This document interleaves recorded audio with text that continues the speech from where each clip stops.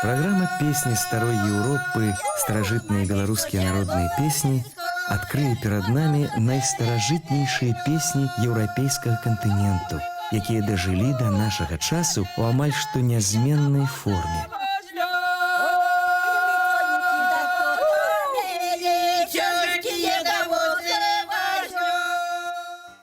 Наше апавяданне пра найстаражытнейшыя еўрапейскія народныя спевы мы пачнем з аповеду пра Беларусь.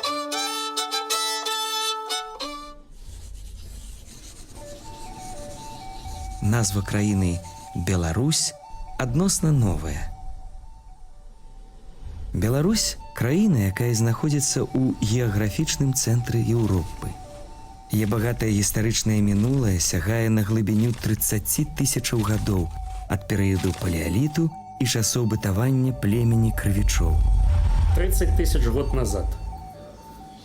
Настолькі дазваляюць прасачыць гэтую гісторыю археалагічныя знаходкі. Першым, хто пакінуў пісьмовае сведчанне аб народах, якія жылі на тэрыторыі сучаснай Беларусі, быў не хто-небудзь, а сам бацька гісторыі Герадот. Аднак дасканала прасачыць гісторыю Беларусі па пісьмовых крыніцах мы можам на працягу апошняй тысячы год. З 9 па 13 стагоддзі Беларусь была прадстаўлена некалькімі княствамі, сярод якіх найбуйнейшымі былі Полацкая, Турава-Пінская і Гарадзенская. Залаты век для беларускай зямлі прыйшоў падчас кіравання Вітаўта Вялікага, які княжыў напрыканцы 14 стагоддзя. У тыя часы Беларусь звалася Літва і была галоўнай часткай адной з найвялікшых сярэднявечных імперый Еўропы – Вялікага княства Літоўскага, якое раскінулася ад Балтыйскага мора да Чорнага. Беларускі горад Навагрудак быў сталіцай Вялікага княства. А старажытная беларуская мова была мовай дзяржаўнай. Знаходзячыся літаральна ў цэнтры Еўропы і з'яўляючыся каштоўным і стратэгічна важным месцам, беларускія землі вельмі часта станавіліся пляцоўкай для шматлікіх войнаў. Цягам часу тэрыторыя краіны, ўладары над ёю змяняліся. З 16 па 18 стагоддзі Беларусь становіцца часткай Рэчы Паспалітай. У 1697 годзе Сейм Рэчы Паспалітай прыняў пастанову аб пераводзе ўсёй дакументацыі менавіта на польскую мову. З гэтага часу па сутнасці канчаецца гісторыя і старажытна-беларускай літаратурнай мовы і літаратуры на старажытна-беларускай мове. Беларуская мова стала моваю прастанароддзя. Мужикоў, альбо, як казалі шляхцічы, быдла.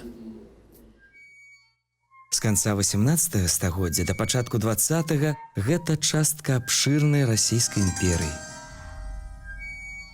Падчас кіравання імператрыцы Кацярыны II была выдадзена пастанова, якая забараняла карыстанне беларускай мовай, а краіна стала звацца Северо-Западны край. Кацярына II, якая была не толькі імператрыцай, але і гісторыкам, падвяла пад гэты факт гістарычную базу, каб паказаць усяму свету, што яна не захапіла гэтыя землі, не анектавала іх, а уз'яднала. Пачатак 20 стагоддзя. Беларускае нацыянальнае адраджэнне.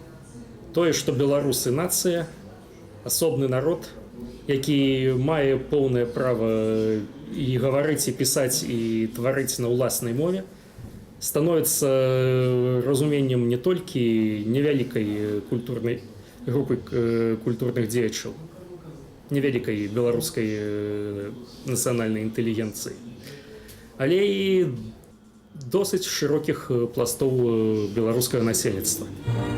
Пасля рэвалюцыі 1917 года Беларусь у якасці адной з рэспублік увайшла ў склад камуністычнага СССР – Беларуская Савецкая Сацыялістычная Рэспубліка, ці БССР.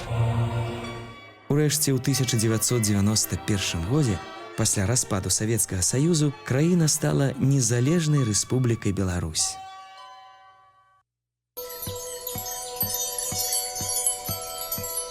Песни старой Европы. Старожитные белорусские народные песни.